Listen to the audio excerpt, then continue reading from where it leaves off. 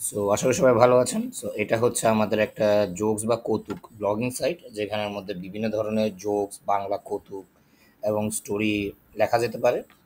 So এটা খুবই user friendly এবং ক্লায়েন্টের জন্য অপটিমাইজ করা। সিম্পলি আপনি এখানের মধ্যে নিজের বিভিন্ন ধরনের কৌতুক বা জোকস আপলোড করতে পারেন এবং পোস্টটা কিছুখানি এরকম দেখতে লাগবে।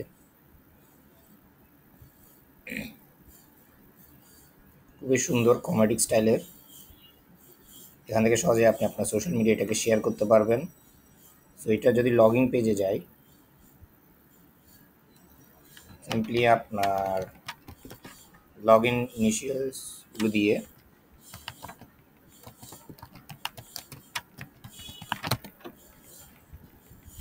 ড্যাশবোর্ডে লগ ইন করতে পারবেন। এখান থেকে সহজে আপনি সবগুলো করতে পারেন। এখান থেকে ডাইরেক্ট ক্লিক করে আপনার সাইট দেখতে পারবেন। যেটা আমি এখানে আমার সাইটটা দেখতে পাচ্ছি।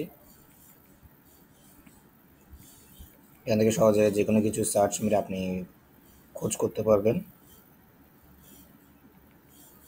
এখান থেকে ড্যাশবোর্ড, এই কৌতুক সমূহতে গিয়ে আপনি আপনার কৌতুক অ্যাড করতে পারবেন। শিরোনাম, কন্টেন্ট, ক্যাটাগরিজ, বিভিন্ন ধরনের ক্যাটাগরি আছে, আপনি এখান থেকে ক্যাটাগরি অ্যাড করতে পারবেন। ফিচার ইমেজ অ্যাড করতে পারবেন এবং এখান থেকে আপনি পূর্ববর্তী তৈরি করা পোস্টগুলোকে এডিট করতে পারবেন।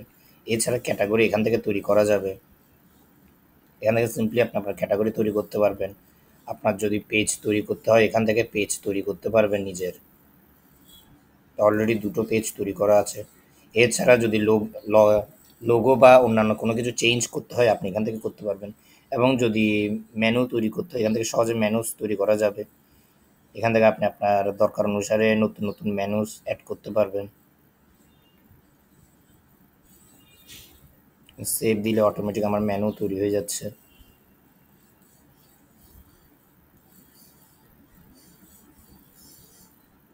এখান থেকে আবার কাস্টম লিঙ্ক দিয়েও মেনু তৈরি করা যায়। এর থেকে নিচে গেলে আপনার কপিরাইট, আপনার লোগো, সাইট নেম, ফুটারের লিঙ্কস, সোশ্যাল মিডিয়া আইকনস সব কিছু অ্যাড করা যাবে। এছাড়া ব্যাকগ্রাউন্ডের ইমেজ, কালার স্কিম বা হিরো টাইটেলে লেখা এখান থেকে সবগুলো অ্যাড করা যাচ্ছে। এর নিচে হচ্ছে আপনি যদি অ্যাড দেখাতে চান, এখান থেকে সহজেই অ্যাড দেখাতে পারবেন। মেনটেন্যান্স মোড অ্যাক্টিভ করলে আপনার এটা মেনটেন্যান্স মোডে দেখাবে, মেনটেন্যান্সের মেসেজও দেখাবে এবং সেভ অল দিলে আপনার পুরা সকল সেভ হয়ে যাবে। এটা ফুললি ইউজার ফ্রেন্ডলি এবং আপনার মোবাইল অপটিমাইজ। তো যাদের যাদের এই তিনটা দরকার তারা আমাদের সাথে কন্ট্যাক্ট করতে পারে।